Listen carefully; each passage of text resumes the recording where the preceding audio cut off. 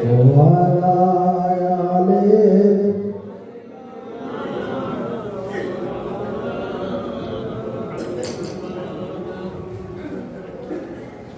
بلغ الأولى بكماله كشف الدجى بجماله حسنت جميع خصاله صلوا عليه وآله صلى الله عليه وسلم চলো চলো মুজাহিদি চলো জিহাদের ময়দানে চলো শহীদের ঈদগাহে চলো চলো চলো মুজাহিদি চলো জিহাদের ময়দানে চলো শহীদের ঈদগাহে চলো অন্যায় জুলুম বাতিলের ভিত্তি অন্যায় জুলুম বাতিলের ভিত্তি বজ্রের হুঙ্কার তোলো হায়নার মতো আজ বড় বড় শক্তি কেড়ে নেই মানুষের অধিকার দিগান্তে আজ শোনো শোনো ওই মুসলমানের কান্না রোগে শোকে অনাহারে দুমুঠো অন্যায় এতটুকু ভালো পাই না পথে পথে পড়ে আছে অসহায় সমাজের ওরাজন কেউ নাই ওই সব মানুষের মুক্তির জন্য ওই সব মানুষের মুক্তির জন্য জিহাদের ময়দানে চলো চলো চলো মুজাহিদি চলো জিহাদের ময়দানে চলো শহীদের ঈদগাহে চলো সম্মানিত আজকের সভার সভাপতি মহাশয়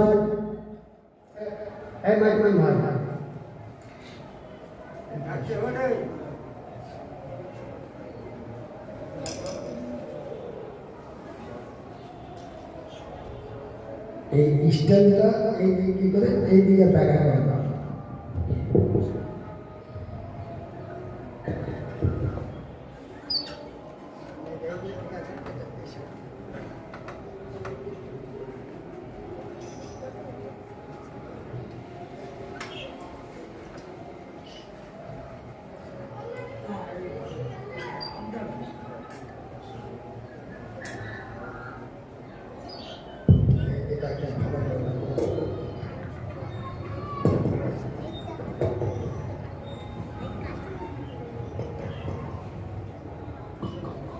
আমাদের চিন্তা বাবার চিন্তা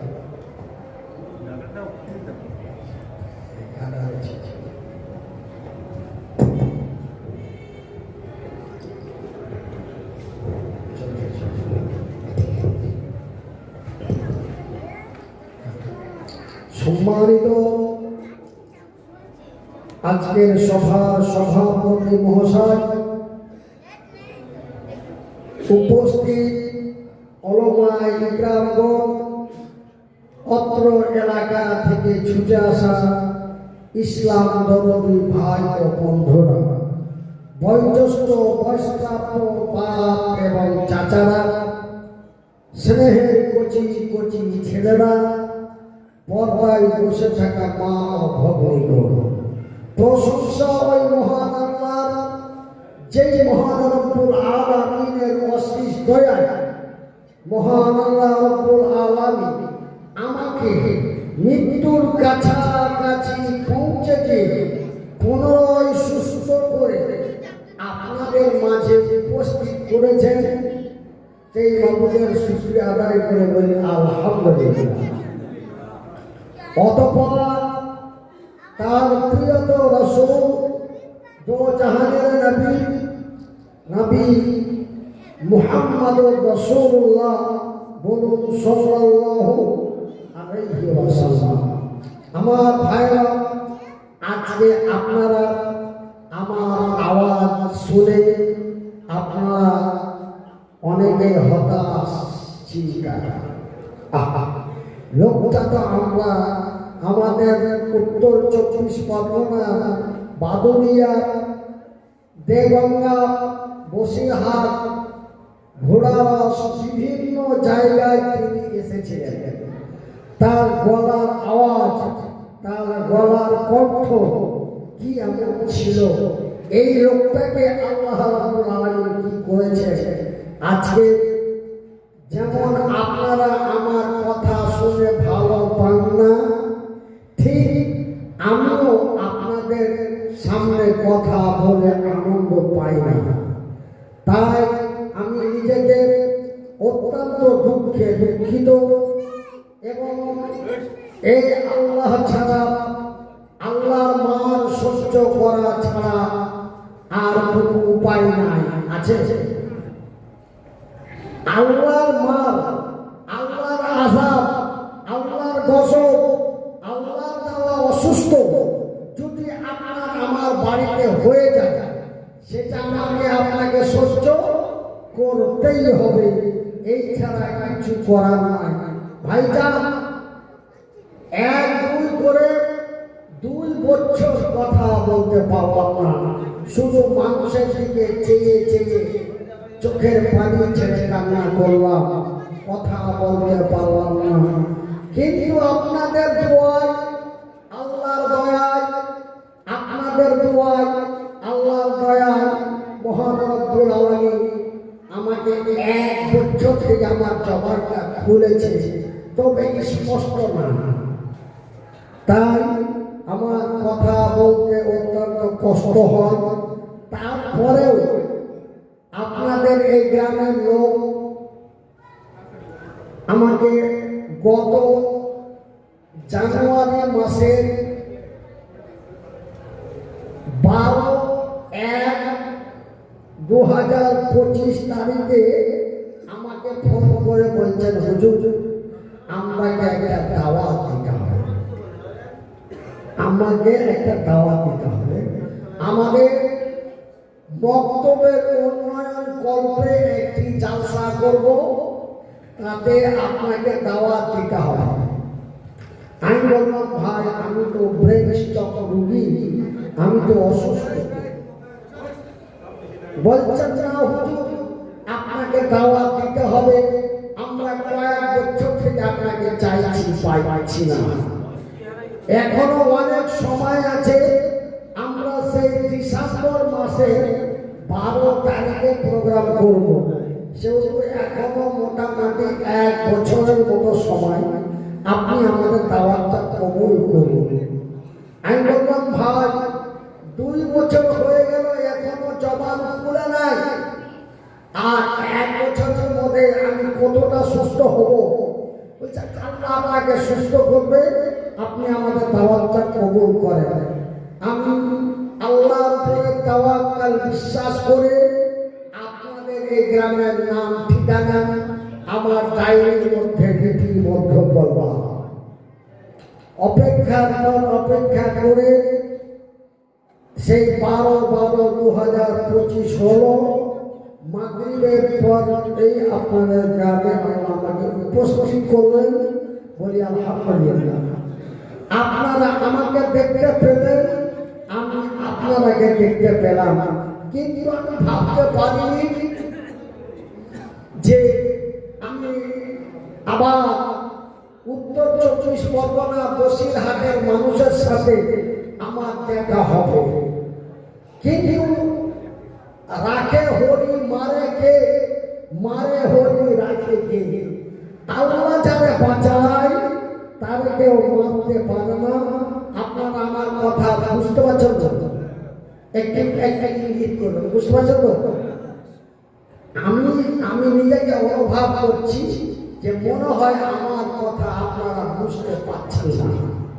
কেন আমার কথাটা আলো দিয়ে দিয়ে আসছে, হয়তো আপনারা আমার কথা বুঝতে পারছেন না। আপনারা যদি আমার কথা বুঝতে না পারেন তবুও একটু কষ্ট করে ধৈর্য ধরে বসে থাকুন, আল্লাহর দরবারে দোয়া করেন। আল্লাহ তুমি করতে পারো নাকি? লোকটাকে দুটো হাত দাও নাই, ঠিক ছিল, দুটো পা দাও নাই, ঠিক ছিল, কিন্তু তাকে গলার আওয়াজটা দিয়েছিল আল্লাহ। সেই গলার আওয়াজে তার স্পষ্ট ভাষায় আমাদেরকে ঘন্টার পর ঘন্টা বয়ান শোনাচ্ছিল, কিন্তু আল্লাহ তুমি আজকে তার আওয়াজটার মধ্যে ডিস্টার্ব করে দিয়েছো। আল্লাহ তুমি তাকে সুস্থ করো, জন্য বলি আমি, আরো জন্য বলি আমি। আমার ভাইরা,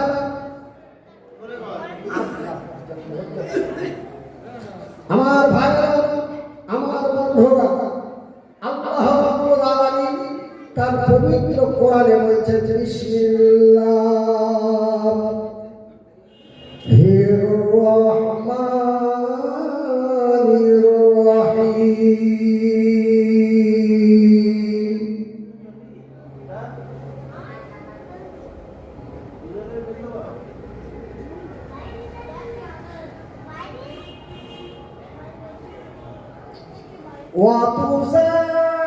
وَتُجَاهِدُونَ فِي سَبِيلِ اللَّهِ। রে আমার বান্দা এবং বান্দীরা, وَتُجَاهِدُونَ فِي سَبِيلِ اللَّهِ, তোমরা মাল এবং জান দিয়ে, কি দিয়ে? একটু কথা বলেন, তবে আমি বুঝতে পারবো যে আপনারা আমার কথাটা বুঝতে পারছেন। কি দিয়ে? জান এবং মাল দিয়ে। বাজেট দেখা আল্লাহ এটা বলছেন না। আল্লাহ জান এবং মাল দিতে বলছেন না। আল্লাহ বলছেন ওয়াতুসাইয়িদুনা ফি সাবিলিল্লাহ, তোমরা মাল এবং জান দিয়ে, আগে মাল পরে জান। কেন? এটা একটা আল্লাহ বান্দার ভালোবাসার পরিচয়।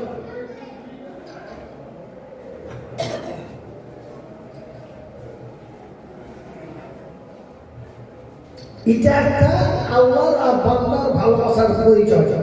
আপনি যদি আগে জান দিয়ে দেন তো মালটাকে দিতে পারবেন? মাল দেওয়া যাবে? কথা বলেন না। জান যদি দিয়ে দেন মাল দেওয়া যাবে কি? যাবে না। এই জন্য আল্লাহ রাব্বুল আলামিন আগে বললেন মাল, পরে বললেন জান। কিন্তু আজকে আমরা এই হতভাগা মুসলমান, আমরা বলি পীর পয়গম্বর, মানে পীর এসেছে আগে, পয়গম্বর এসেছে পরে, নাকি? না, আমরা এইভাবে কথা বলবো না। আল্লাহ বলছেন ওয়াতুজাহিদুনা ফি সাবিলিল্লাহ, তোমরা মাল এবং জান দিয়ে অন্যায়ের প্রতিবাদ করে সততার বিজয় করো, আমি আল্লাহ তোমাদের কল্যাণ করব। একবার জোরে বলি নারে তাকবীর, নারে তাকবীর, ফুরফুরায়ে সিলসিলা সই, নারে তাকবীর। আল্লাহ রাব্বুল আলামিন বলেন, রে বিশ্ব জগতের মুসলমানেরা, তোমরা হতাশ চিন্তা হইও না, তোমরা গমগীন হয়ে যেও না। আমার ভাইয়েরা, আমার বন্ধুরা, আমার ভাইজানেরা, আমাদের ভারতবর্ষের সরকার ভারতের সুপ্রিম কোর্ট থেকে একটি আইন তৈরি করে দিল যে SIR করো ভারতের মাটিতে। আর যারা বাংলাদেশি আছে এদেরকে চুন চুন কার বাছাই কাকে নিকাল, মানে এই পারের মাল ওই পারে পৌঁছে দাও, এই বলে SIR হতে লাগলো। এই মুসলমানেরা বড় চিন্তায় হতাশ।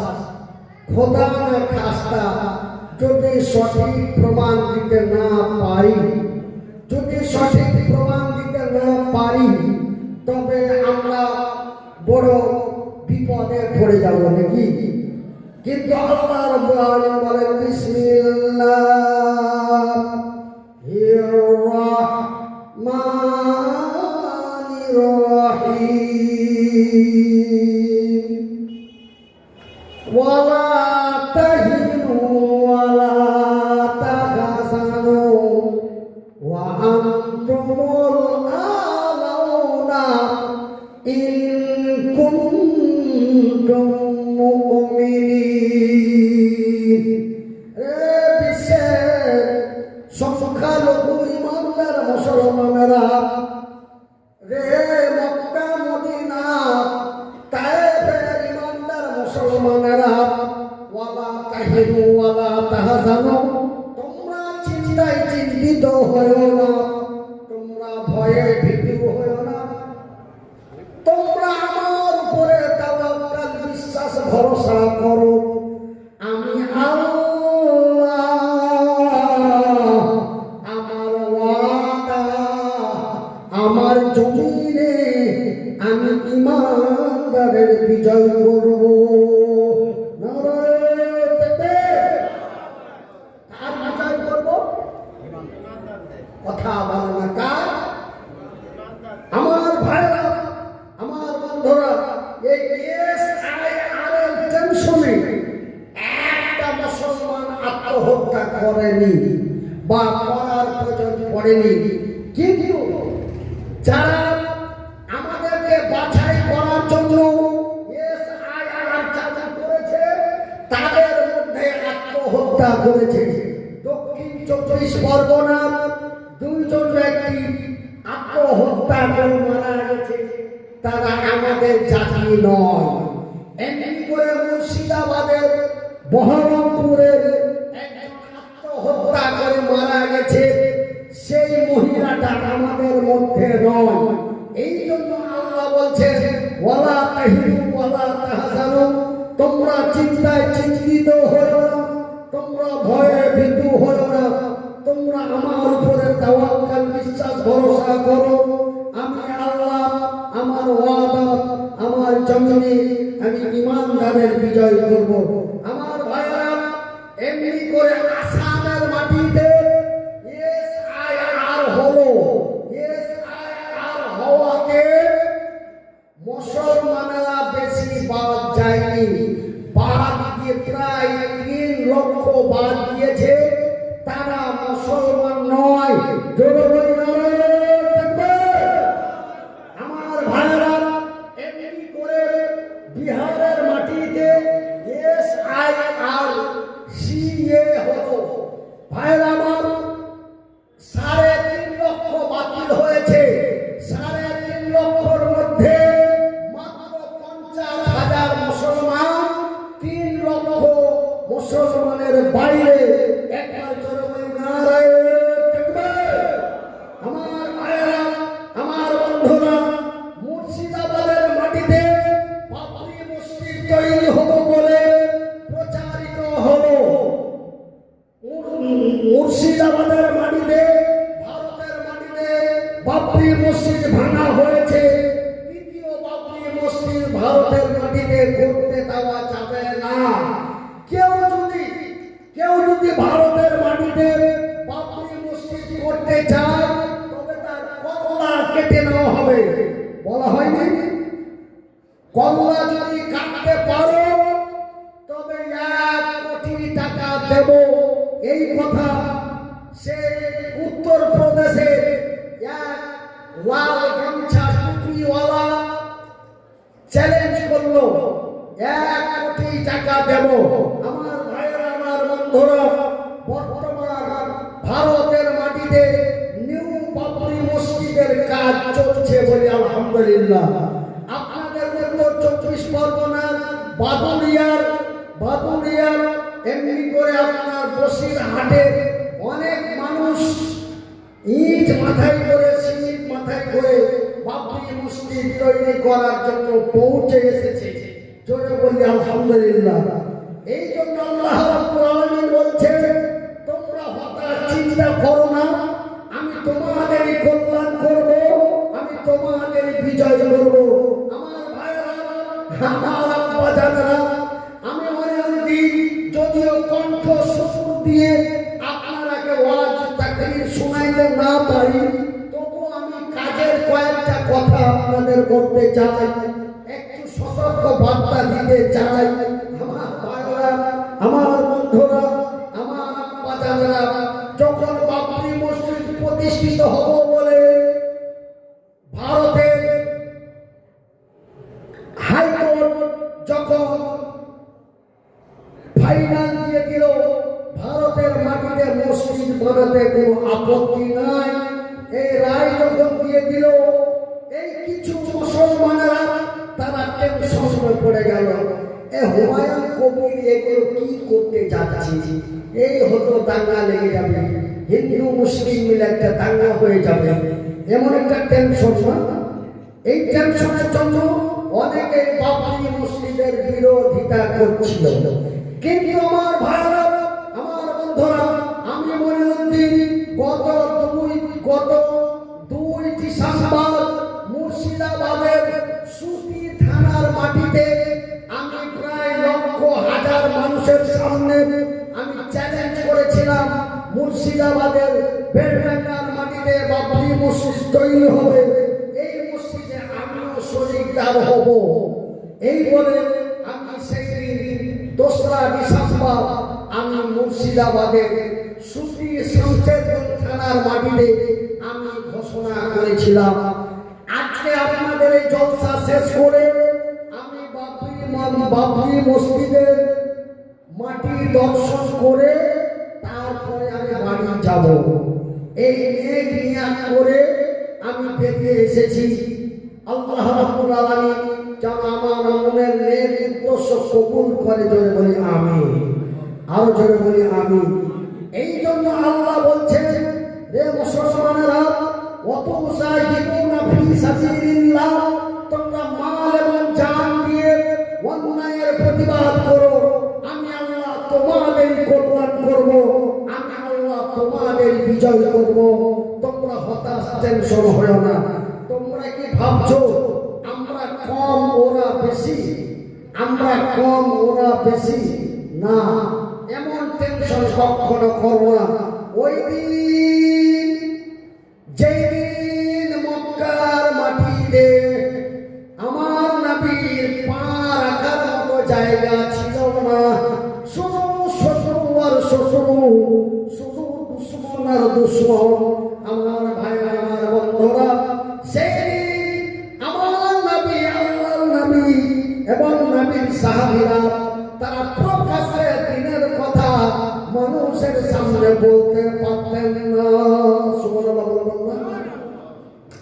কিন্তু আজকে আমরা বড় সৌভাগ্যবান, আমরা নবী মুহাম্মদের উম্মত, আমরা বড় সৌভাগ্যবান যে আমরা ভারতের মাটিতে অনলাইনের সাহায্যে, সোশ্যাল মিডিয়ার সাহায্যে প্রকাশ্য জনসভায় দাঁড়িয়ে আমরা আল্লাহর কোরআনের কথা বলতে পারি। একবার বলি না তাকবীর। আমার ভাইরা, আজকে ভারতবর্ষের মাটিতে আমরা প্রকাশ্যে মানুষকে ইসলামের দাওয়াত দিতে পারি, কিন্তু সেই দিন মক্কার মাটিতে আবু জেহেলের নেতৃত্বে সেই দিন মুসলমানেরা প্রকাশ্যে ইসলামের কথা বলতে পারত না। কেউ যদি আল্লাহ তার রাসূলের দ্বীনের কথা বলতো, আর আবু জেহেল যদি জানতে পারত, তার কল্লাটা ছুটিয়ে দিত। কথা ঠিক কিনা বলেন? আমার ভাইরা, আমার বন্ধুরা, আপনারা কথা বুঝতে পারলেও আমাকে ইঙ্গিত করবেন, বুঝতে না পারলেও ইঙ্গিত করবেন। কেন আমি বলেই যাব, আপনারা একে একে উঠে চলতে থাকবেন, আমার মনের মধ্যে বড় টেনশন হবে। আর আল্লাহ আমাকে এমন একটি ওষুধ দিয়েছে, ডাক্তার বারবার করে নিষেধ করেছে, মনিরুদ্দিন যদি বেঁচে থাকতে হয়, যদি মানুষের দোয়া নিতে হয়, তবে টেনশন করবেন না, বক্তব্য দিবেন, মানুষকে ভালো লাগলে শুনবে, না লাগলে চলে যাবে, তুমি টেনশন করিও না। কেন? আমি তো আগে বক্তব্য দিয়েছি, ঘন্টার পর ঘন্টা বলেছি, একজন প্যান্ডেল থেকে গেছিল, কিন্তু এখন আমি বলতে পারি না, মানুষকে ভালো লাগে না, তার জন্য যাচ্ছে। আপনি এমনি করে আপনার টেনশনটাকে দূর করে দেবেন। কেন? আপনার এখনো 2টা তার ব্লক হয়ে আছে। যদি আর একটা তার ব্লক হয়ে যায়, আপনার সমস্যা হয়ে যাবে। সেহেতু আপনি টেনশন নেবেন না। আমার সোনা ভাইরা একটু বসে যান। আমি বললাম, আপনারা শুনে নেন, না শুনলে আমার একটু মনটা মেনটেন্যান্সটা একটু ডিস্টার্ব হবে। এই জন্য আপনাদেরকে বলছি একটু বসে যান। যদি ভালো লাগে, যদি বুঝতে পারেন, একটু বসে যান। আমি বললাম, আপনারা শুনে নেন, একটু চট নিচ্ছে দেন। আমি বলছি, আপনারা বসে যান। আর যদি না বসেন, আমি বসতে বললে লোকগুলো বসল না, এই বলে আমার মনে একটা দুশ্চিন্তা হবে। এই জন্য আমার ভাইরা, আপনাদের বিনীত অনুরোধ করি, এটাই হয়তো আপনাদের সাথে আমার শেষ দেখা। কেন সোশ্যাল মিডিয়ায় ভাইরাল হয়ে গেছিল যে মনিরুদ্দিন ভাই 2022 সালের 28শে নভেম্বর কলকাতা দক্ষিণ 24 পরগনার চটা থানায় জলসার স্টেজ থেকে নেমে ব্রেন স্ট্রোক করে মারা গেছে। কিন্তু যখন আমি মারা গেছি বলে সোশ্যাল মিডিয়ায় প্রচার হয়, তখন আমি কলকাতা পিজিতে আমি অলরেডি অজ্ঞান অবস্থায় অ্যাডমিট ছিলাম। 1-2 করে 12 দিন আমার সেন্স ছিল না। সেন্স না থাকার কারণে মানুষের গুজব রটিয়ে দিল। ইউটিউব চ্যানেলওয়ালারা, ফেসবুক চ্যানেলওয়ালারা সোশ্যাল মিডিয়ায় গুজব ছড়িয়ে দিল মনিরুদ্দিন ভাই কলকাতায় ব্রেন স্ট্রোক করে মারা গেছে। কিন্তু আপনাদের দোয়ায়, আল্লাহর দয়ায়, আল্লাহ রাব্বুল আলামিন আমাকে আপনাদের মাঝে ফিরিয়ে দিয়েছেন বলি আলহামদুলিল্লাহ। কিন্তু ভাই, আল্লাহ আমাকে ফিরিয়ে দিয়েছে আপনাদের মাঝে, কিন্তু আল্লাহ 3টি জিনিস আমার অকার্য করে দিয়েছে। নাম্বার 1, গলার আওয়াজ। নাম্বার 2, একটা হাত। নাম্বার 3, একটা পা। আমি আগে একাই স্টেজে হাঁটা চলা করতে পারতাম। আমার প্রয়োজন পড়লে কারো সহযোগিতা দরকার ছিল, না হলে নিজেকে নিজেই কন্ট্রোল করতে পারতাম। কিন্তু আমার ভাইরা, আল্লাহ রাব্বুল আলামিন ঘোড়ার পা খালে পড়ে আল্লাহ এমন ভাবে অকার্য করে দিয়েছে। আজকে 3 বছর থেকে যদি এখানে কোনো সমস্যা হয়, আপনারা যদি আমাকে কেউ শূন্য ঘরে চেকে নিয়ে যেতে পারেন, তবে না তো আমার এই যে বসিয়ে দিয়েছে, আমার নিজে থেকে যাওয়ার মতো কোনো ক্ষমতা নাই। ক্ষমতা ছিল কিন্তু আল্লাহ নিয়ে নিয়েছে। ক্ষমতা ছিল কিন্তু আল্লাহ নিয়ে নিয়েছে। আমার ভাইয়েরা, আমি জানি এই উত্তর 24 পরগনার বসিরহাটের মানুষেরা আমাকে অত্যন্ত ভালোবাসে। কেন? আমি গত বছর আবার আমার জবান ছিল না, আমার আওয়াজ বের হচ্ছিল না, আমি কথা বলতে পারছিলাম না। তারপরে আমাকে তেতুলিয়া বাজারে এক জলসাতে, হাকিমপুর বর্ডারের সাইডে একটা জলসাতে আমাকে নিয়ে আসলো।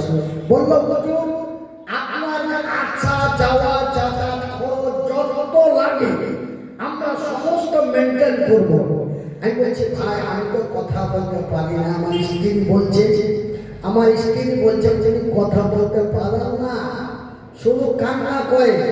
কান্নার আওয়াজ যদি শুনে তবে ওনারা উত্তর দিলেন আমার স্ত্রীকে যে, হুজুর স্টেজে বসে বসে কাঁদতে তো পারবে, আমরা ওনার চেহারা মোবারকটা দেখবো, ওনার মতো লোকের দোয়া ওনার কাছে কবুল হয়, আমরা মনিরুদ্দিন ভাইয়ের দোয়া নিব। আপনি কোন রকম মনিরুদ্দিন ভাইকে নিয়ে আসেন। আমি গত বছর আপনার মার্চ মাসের 13 তারিখে হাকিমপুর বর্ডার পাওয়ার 3 কিলোমিটার আগে গ্রামটার নাম আমার স্মরণ সামনে আসছে না, সেখান থেকে আমি প্রোগ্রাম করে গেছি। যাই বা হোক, আপনাদের আপ্যায়ন মহব্বত বলতে না পেরে পুনরায় আপনাদের এই দাওয়াত গ্রহণ করেছি। ওয়াদা কভি না করনা, ওয়াদা কিয়া তো ওয়াদা নিভানা পড়েগা। আমি আপনাদের কথা দিয়েছি, ওয়াদা করেছি, আপনাদের মাঝে এসে উপস্থিত হয়েছি। তাতে আমার হাজারো টাকা খরচ করে আসতে হলেও আমি আপনাদের কাছে পৌঁছেছি বা আপনারা আমাকে নিয়ে এসেছেন। তাই একটা কথা আপনাদের বলে যাও, আমার ভাইরা, আমার বন্ধুরা, আমার আব্বাজানরা, সেই দিন মক্কার মাটিতে আবু জেহেলের নেতৃত্বে, মক্কার মাটিতে আবু জেহেলের নেতৃত্বে সেই দিন মুসলমানেরা গলা উঁচু করে কথা বলতে পারত না। একদিন আমার নবী, আল্লাহর নবী, দয়ার নবী, বিশ্বের নবী এক ব্যক্তির বাড়িতে চলে গেলেন। ওই ব্যক্তিটির নাম হলো হযরতে ইয়াসার। কি নাম? আপনারা জিজ্ঞাসা করছি, আপনারা বুঝতে পারছেন যে আমার কথাটা বুঝতে পারলেন কি? আপনারা এই উত্তরটা দিয়ে দেন, সেভাবে বুঝবো যে না আমার কথা আপনারা বুঝতে পারছেন। এক ব্যক্তির বাড়িতে আমার রাসূল গেলেন, নাম তার হযরতে ইয়াসার। কি নাম? হযরতে ইয়াসার। আমার মতো একজন নওজোয়ান তরুণ যুবক, নাম তার হযরতে ইয়াসার, তার বাড়িতে আল্লাহর নবী গেলেন। সহিহ বুখারী শরীফের হাদিস। আল্লাহর নবী গেলেন, আল্লাহর নবী যে তাদের বাড়িতে দ্বীনের আলোচনা করলেন। আজকে যেমন আমি আপনাদের এখানে দ্বীনের আলোচনা করছি। আর নবী দয়াল,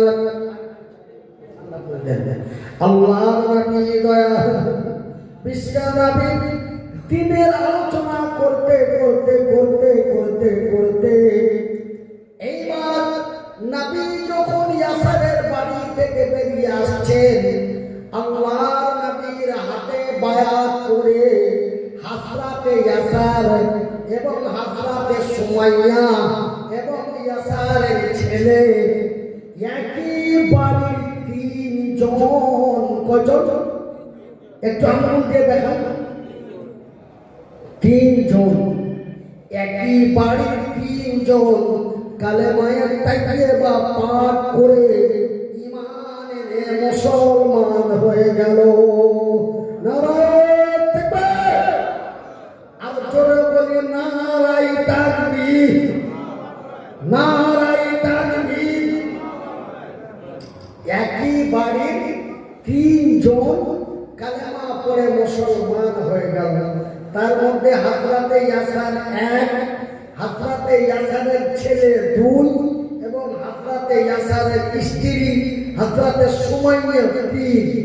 তিনজন ব্যক্তি নবীর দ্বীনের কথা শুনে কালেমায়ে তাইয়্যিবা পাঠ করে, কালেমায়ে শাহাদাত পাঠ করে ঈমান এনে মুসলমান হয়ে গেল। পাশের বাড়ির লোক জেনে গেল, পাশের বাড়ির লোক জেনে গেল। বলে আজ জানো? বলে কি হয়েছে? বলে যে সুমাইয়া আর ইয়াসার আর ইয়াসারের ছেলে তারা একই সাথে তিনজন কালেমা পড়ে মুসলমান হয়ে গেছে। আলহামদুলিল্লাহ। এই খবর পুরো গ্রামে ছড়িয়ে গেল। এমনি করতে করতে সারা মক্কার মাটিতে খবর পৌঁছে গেল। বলে আর জানো? বলে কি হয়েছে? বলে হযরতে ইয়াসার আর হযরতে সুমাইয়া এবং ইয়াসারের ছেলে তারা একই পরিবারের তিনজন কালেমা পড়ে মুসলমান হয়ে গেছে। এই খবর সারা মক্কা মদিনার মাটিতে ছড়িয়ে গেল। শেষ খবরটা আবু জেহেলের কাছে পৌঁছে গেল। কার কাছে বাবা? একবার বলেন লা ইলাহা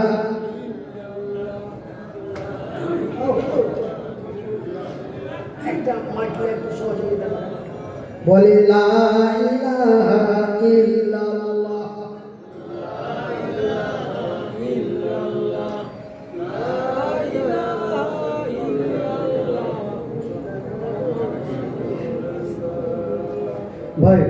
মেহেরবানি করে আপনারা যারা দাঁড়িয়ে আছেন কিছু মনে নেবেন না, বেশিক্ষণ জলসা হবে না, আপনারা একটুখানি বসুন। আমাদের মেহমান তিনি এসেছেন আমাদের মাঝে, আমাদের মেহমানের সম্মানার্থে। তিনি তো দেখতেই পাচ্ছেন শারীরিকভাবে খুবই অসুস্থ, তার দোয়ারও আমাদের প্রয়োজন আছে। তো মেহেরবানি করে যারা দাঁড়িয়ে রয়েছেন আপনারা জায়গা আছে, সুন্দরভাবে বসুন। খুব বেশি রাত পর্যন্ত হয়তো হবে না, মনে কষ্ট নেবেন না। এই মজলিসে বসলে আপনি অনেক সওয়াব পাবেন। তার কথাটা শুনুন মন দিয়ে। আমাদের আমাল করার ব্যাপার, এমন তো কিছু ব্যাপার নয়, আমাল করার ব্যাপার। তবে ভাগ্যবান তিনিই হবেন যিনি এই সময় সওয়াবগুলো কুড়িয়ে নিতে পারবেন। তো একটু মেহেরবানি করে যে যে হালাতে আছেন, অনেকে মনে করছে টুপি নেই, বসতে গেলে হয়তো কষ্ট হবে না, টুপি না থাকলেও আপনি বসেন। আপনি যে হালাতে আছেন সুন্দরভাবে বসেন, সুন্দরভাবে জলসাটা শোনেন। যে কথাগুলো বলে আমরা আমার কথাগুলো, কোরআন ও হাদিসের কথাগুলো অকপটে আমাদের মাথায় রেখে আমল করব। হুজুর ওয়াজ করছেন, আমরা সবাই একটু বসে যাই। এইবার ভাই আমার মারাত্মক ঘটনাটা শুনলেন। এইবার সারা মক্কার মাটিতে খবর পৌঁছে গেল, শেষ খবরটা আবু জেহেলের কাছে পৌঁছে গেল। ভাই আমার আপনারা একটু ধৈর্য ধরুন, ইনশাআল্লাহ আস্তে আস্তে আওয়াজ খুলে যাবে। ভাই আমার, আব্বা জানেন আমার, এইবার শেষ খবরটি আবু জেহেলের কাছে পৌঁছে গেল। আবু জেহেল বলে, কে রে, কার এত বড় ক্ষমতা আমার নেতৃত্বে কালেমার পতাকা উঁচু করতে চাও? যাও সেনাপতি কমান্ডাররা যাও, সুমাইয়াকে আর ইয়াসারকে আর ইয়াসারের ছেলেকে তিনজনকে তুলে নিয়ে আসো। তুলে নিয়ে আসা হলো। সুমাইয়াকে এমন একটা জায়গায় স্থান করা হলো। তোমার নাম কি সুমাইয়া? বলে, হ্যাঁ আমার নাম সুমাইয়া। তুমি কি ইসলাম কবুল করেছ? হ্যাঁ করেছি। তো আমার নেতৃত্বে নবীর দ্বীন কায়েম করেছ, নবীর দ্বীন কায়েম করেছ জানো? আমি আবু জেহেল আমার শাস্তি জানো? কমান্ডাররা সুমাইয়াকে শাস্তি দাও। কি দাও? শাস্তি দাও, একটার পর একটা শাস্তি দাও। জাহাপানা, কতক্ষণ শাস্তি দেব? বলে, যতক্ষণ ফিরে না যায়, যতক্ষণ ফিরে না যায় ততক্ষণ তাকে একটার পর একটা শাস্তি দাও। সুমাইয়াকে প্রথম শাস্তি দেওয়া হলো, তাকে এমন একটা রশ্মি দিয়ে এমন এক গাছের সাথে বেঁধে দিল। বেঁধে দেওয়ার পরে সুমাইয়াকে বলে দিল, সুমাইয়া এখনো সময় আছে, বলো। রে আল্লাহর দুশমন, রে নবীর শত্রু আবু জেহেল তার সেনাপতি কমান্ডাররা, আমি সুমাইয়া এক আল্লাহকে বিশ্বাস করে, নবীকে নবী বলে স্বীকার করে ঈমান এনে মুসলমান হয়েছি। সেহেতু পৃথিবী পদত্যাগ করতে পারি, কিন্তু ইসলাম থেকে ফিরে যেতে পারি না। জোরে, আরো জোরে। এইবার সুমাইয়ার দ্বিতীয় শাস্তি আরম্ভ হয়ে গেল। কয় নম্বর শাস্তি? 2 নম্বর। 2 নম্বর শাস্তি কি? তার কাপড় চোপড়গুলি খুলে তাকে উলঙ্গ করে দাও, ন্যাংটা করে দাও। আমাদের বাংলার ভাষা ন্যাংটা, আর আমাদের পশ্চিমবঙ্গের ভাষায় হলো উলঙ্গ। তাকে পূর্ণ উলঙ্গ করে দাও। যদি সতীত্বর ভয়ে, ইজ্জতের ভয়ে যদি ফিরে যায় তাকে ছেড়ে দাও, আর যদি না ফিরে তবে তাকে শেষ করে দাও। 3 নম্বর শাস্তি কি? শেষ করে দাও। এইবার সুমাইয়ার পরনের কাপড়গুলি খুলতে আরম্ভ করল। ভাইরা আমার, একজন নওজোয়ান তরুণ যুবতী, সুন্দরী রমণী, টকটকে চেহারা, তার পরনের কাপড়গুলি খুলতে খুলতে তাকে পূর্ণ উলঙ্গ করে দিল। উলঙ্গ অবস্থায় কাছে পিছন দিক করে বেঁধে দেওয়া হয়েছে। সুমাইয়া হাত দুটো বাঁধা হয়নি। হাদিসের মধ্যে পাওয়া যায় হাত দুটো বাঁধা হয়নি, শুধু পেটের সামনে এইভাবে কাছা কেটেছে। সুমাইয়া ওই হাত দিয়ে তার লজ্জা স্থানে হাত দিল, লজ্জা স্থানে হাত দিয়ে আবু জেহেলের কাছে অনায় বিনয় করেন, আরে আল্লাহর দুশমন নবীর শ্বশুর আবু জেহেলের লোকেরা, আমি তোমাদের মায়ের মতো মা রে, আমি তোমাদের বোনের মতো বোন রে, আমার সতীত্ব নষ্ট করো না, আমার ইজ্জতের বেজ্জতি করো না, দাও দাও আমার কাপড় চুপড়গুলি দাও, দাও একবার আমার কাপড় চুপড়গুলি দাও। আবু জেহেলের লোকেরা বলেন, রে সুমাইয়া, নতুন নতুন কাপড় দেব, সুন্দরী রমণী করে সাজিয়ে দেব, কিন্তু একবার বলো, একবার বলো নবীর দিন মানি না। বলি নাউজুবিল্লাহ, একবার বলো যে নবীর দিন মানি না। সুমাইয়া বলে, রে আল্লাহর দুশমনেরা, রে নবীর শ্বশুররা, আমার কাপড় চোপড়গুলি দাও আর নাই দাও, আমাকে যদি আল্লাহর জমিন থেকে বিদায় করে দাও, আমি বিদায় হতে পারি রে, কিন্তু ঈমান হারাতে পারি না। জোরে আগে পাছে, আগে পাছে, ডানে বামে, সামনে পিছনে, সবাই মিলে বলি সুবহানাল্লাহ। নারে তাকবীর, নারে তাকবীর। আমার ভাইরা, আমার আব্বা যারা, আমার পর্দা নাসির মায়েরা, শুনে যাও রাতের বেলা, আমি মনিরুদ্দিন বলি খালা, আজকে আমার মায়ের মতো মা, আজকে আমার বোনের মতো বোন, সামান্য টাকার লোভে পড়ে, কত টাকা? একটু জোরে বলি, কত টাকা? সামান্য টাকার লোভে পড়ে আজকে আমরা বুকের কাপড় সরিয়ে, পেটের কাপড় সরিয়ে, পিঠের কাপড় সরিয়ে, মাথাটা উদম উদম খালি করে দিয়ে নির্লজ্জা হয়ে ভিডিও করে ছবি তুলে আমরা ফেসবুকে আপলোড দিচ্ছি। কথা ঠিক না বলে? আমার ভাইরা, আমার আব্বা যারা, এই সামান্য কিছু টাকা পাবো বলে, কিন্তু তোমাদের মতোই একজন যুবতী সুন্দরী রমণী, নাম তার হযরতে সুমাইয়া, বলে রে আল্লাহর দুশমনেরা, জীবন তো ফুটে দাও, তবু ইসলাম থেকে বঞ্চিত হতে পারি না, ঈমান হারাতে পারি না। আল্লাহু আকবার।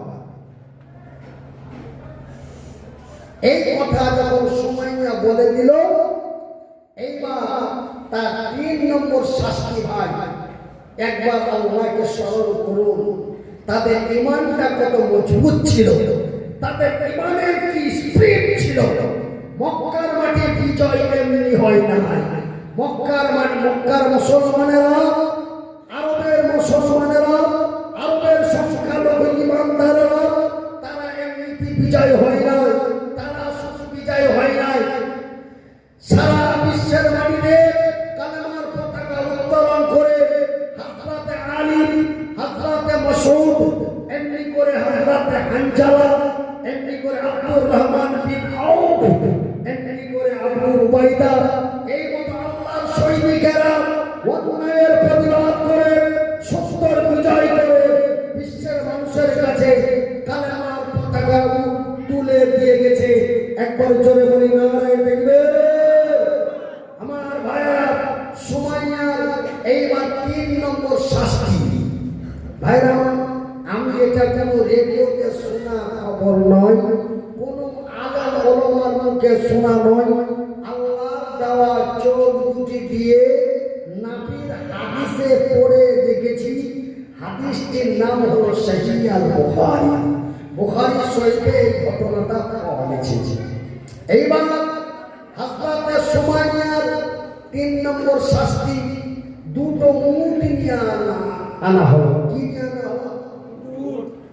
দুটো শক্তিশালী হৃষ্টপুষ্ট তরুণ তাজা টাটকা দুটো উট নিয়ে আসা হলো। উট দুটি নিয়ে আসা হলো, আর এমন একটি লোহার বল্লম নিয়ে আসা হলো। লোহার বল্লমটাকে উত্তপ্ত আগুনে গরম করে লাল টকটকে করে দিল। আর দুইটা উট সুমাইয়ার 2 পায়ে বেঁধে দিল।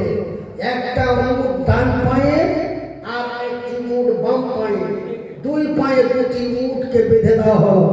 আর সুমাইয়াকে বলা হলো, বল, এখনো সময় আছে, বল, একবার বল, একবার বল, নবীর দ্বীন মানি না, একবার বল, ইসলাম মানি না, একবার বল, কালেমা পড়েছি, ভুল করেছি, বল। বলে, রে আল্লাহর দুশমনেরা, রে নবীর শত্রুরা, যেই দিন কালেমা পড়ে ঈমান এনে মুসলমান হয়েছি, সেই দিন পবিত্র কোরআনে এই আয়াতটি মুখে নিয়েছি, কুল ইন্নাস সালাতি ওয়া নুসুকি ওয়া মাহইয়ায়া ওয়া মামাতি লিল্লাহি রাব্বিল আলামিন। আরো জোরে সবাই মিলে আস্তে করে। কেন এই আয়াতের মানে হচ্ছে, সুমাইয়া বলছে, আমার জান, আমার মাল, আমার রক্ত, আমার মাংস, আমার বেঁচে থাকা, আমার মরে যাওয়া, আমার টাকা, আমার পয়সা, ধন সম্পদ, সমস্ত কিছু আমার আল্লাহর জন্য। নারে তাকবীর, নারে তাকবীর, ফুরফুরায়ে সিলসিলা শরীফ। আজকের জলসা, আজকের জলসা। এইবার সুমাইয়া যখন এই কথা বলে দিল, এইবার ওই গরম লোহার বল্লমখানা সুমাইয়ার লজ্জার স্থানে মেরে দিল। বলে, আস্তাগফিরুল্লাহ। এইবার সুমাইয়া ওই লোহার বল্লমখানা সুমাইয়ার লজ্জার স্থানে মেরে দিল, আর 2 দিক থেকে 2টা উটকে তাড়িয়ে দিল। এইবার সুমাইয়া মরবে না বাঁচবে? কথা বলে, মারা যাবে। আমরা শুনলাম সুমাইয়া মরে গেছে, আমরা দেখলাম সুমাইয়া মরে গেছে, আমরা শুনলাম সুমাইয়া মরে গেছে, কিন্তু আল্লাহ বলছেন সুমাইয়া মরেনি। জোরে আল্লাহ বলছেন সুমাইয়া মরেনি।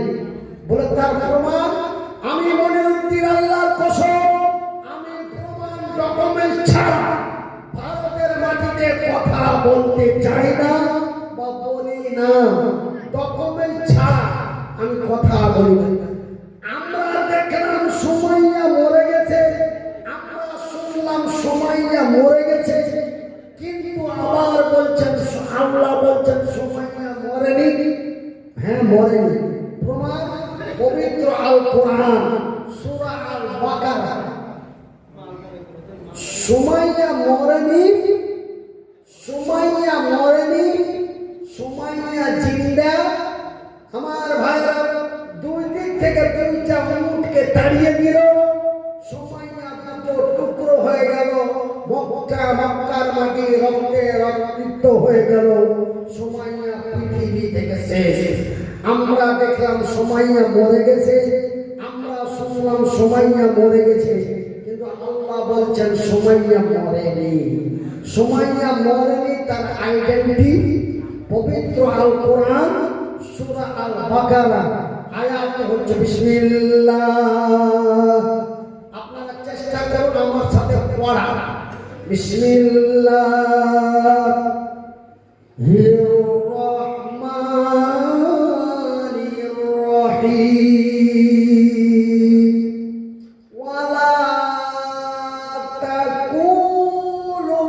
من يقتل في سبيل الله في سبيل الله أموات بل أحياء ولكن لا تشعرون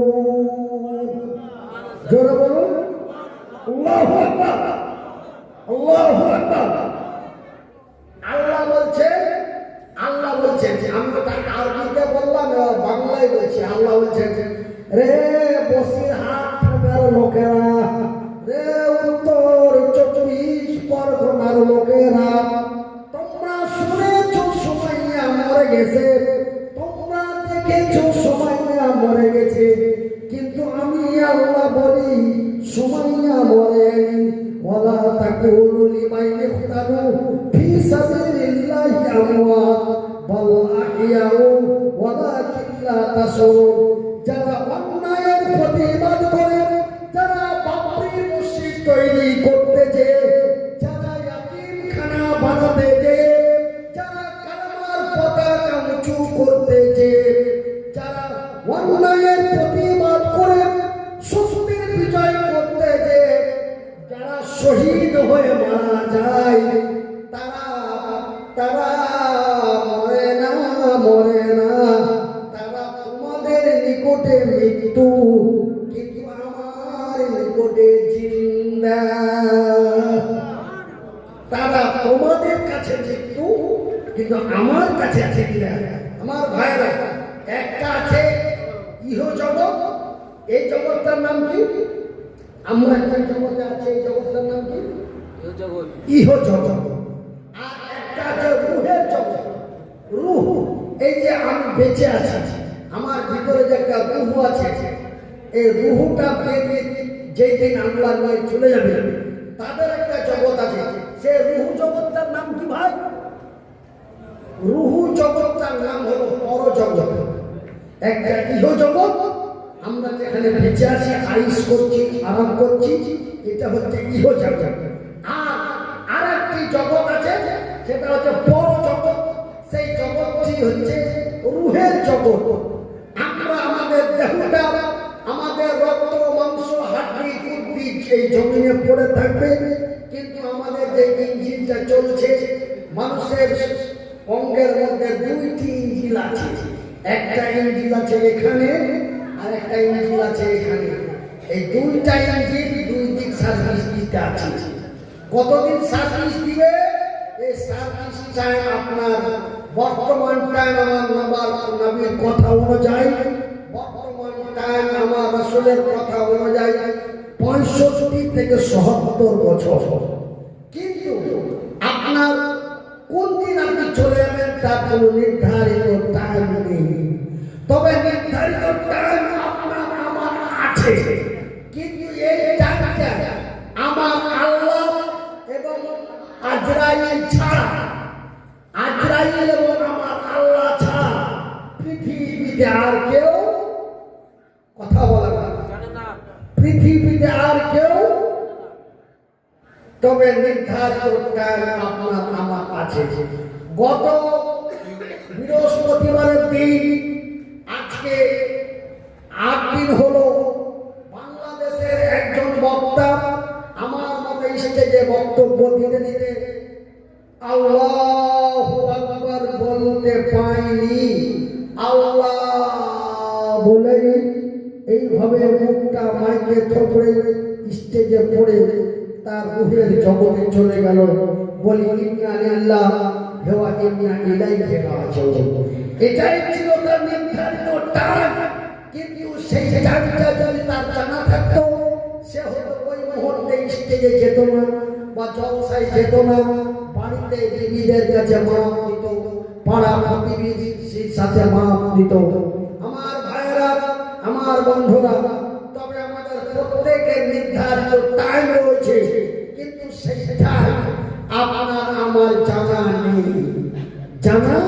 নেই আর এই টাইম আল্লাহ জানতে দিবেন না অনেকে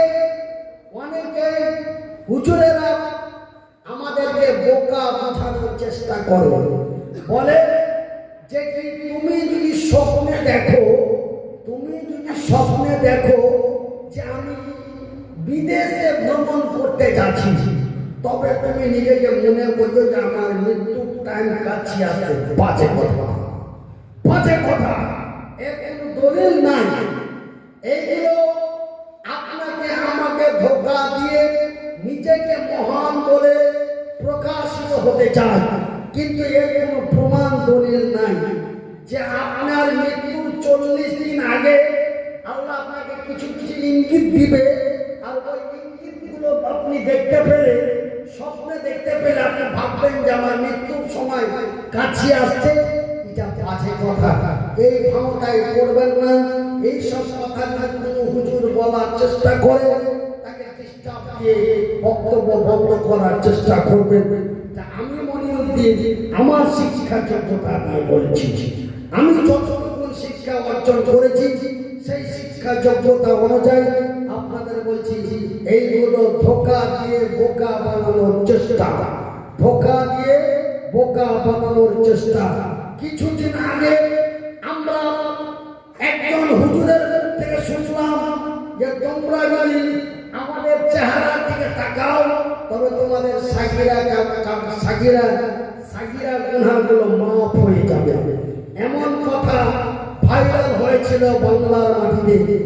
আপনারা জানেন, আমি সেই প্রকাশ্যে নামটা বলতে চাই না, কেন একজন আরেকজন আয়াতকে ছুটিয়ে রাখা এটাও একটা নবীর সুন্নাহ।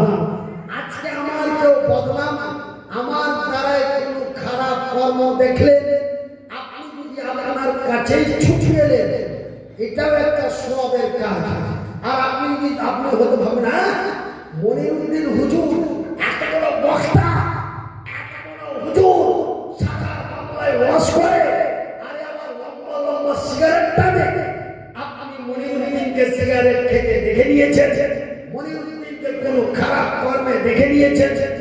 আপনি দেখেছেন, আর কেউ দেখেনি। আপনি সেটাকে যদি ছুটিয়ে দিতে চান, আল্লাহ বলছেন তুমি যদি আমার বান্দার আয়াতকে ছুপাও, আমি তোমার কিছু জিনিস আমি নিজেই ছুটিয়ে দেব। জোরে বলুন। কিন্তু আমরা যখন কাউরি একটা কোনো ত্রুটি পাই, সেটা নিয়ে আমরা তোড়পাড় করতে আরম্ভ করে দিই।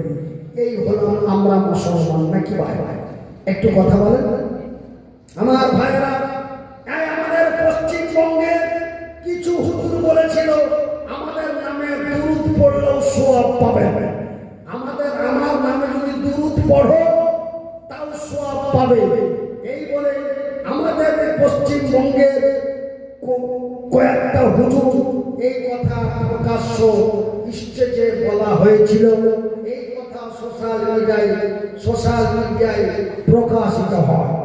আমার ভাইয়েরা, আমার বন্ধুরা, আমার আব্বারা, আল্লাহ ব্যতীত অন্য কোনো ব্যক্তির উপরে জিকির করা যায় না।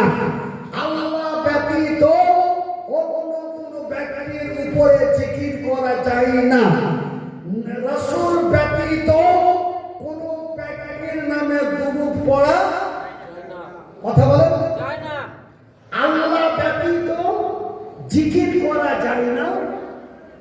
যাও আমাদের মতো কিছু হুজুর জিকির বের বসে যান, বসেন পয়সা যান, বসেন পয়সা যান।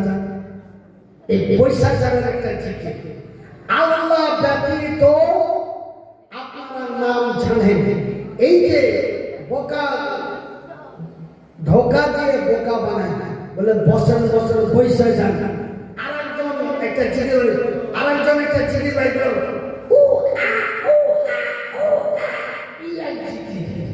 আল্লাহ ব্যতীত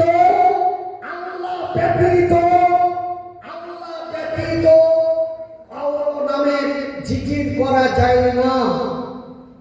কেন? বুখারী শরীফের হাদিসে এসেছে, আফদালুল যিকরি লা ইলাহা ইল্লাল্লাহ, আল্লাহ ছাড়া কোনো ইলাহা নাই। আফদালুল যিকরি লা ইলাহা ইল্লাল্লাহ। তো লা ইলাহা এখানে বাদ, ইল্লাল্লাহ ইল্লাল্লাহ। বাজে কথা, বাজে কথা, বাজে কথা। আমার ভাইরা, আমরা মুসলমান, আমাদের ধর্মের নাম ইসলাম, ইসলামের অপর নাম শান্তি। আমি আপনাদের বলতে চাই, আমার ভাইরা, আমার বন্ধুরা, আমার বাজাররা, আমি আপনাদের আর বেশি সময় দিতে চাই না। কেন ডাক্তারের মতে আমাকে প্রোগ্রাম করতে 5 বছর নিষেধ করা আছে।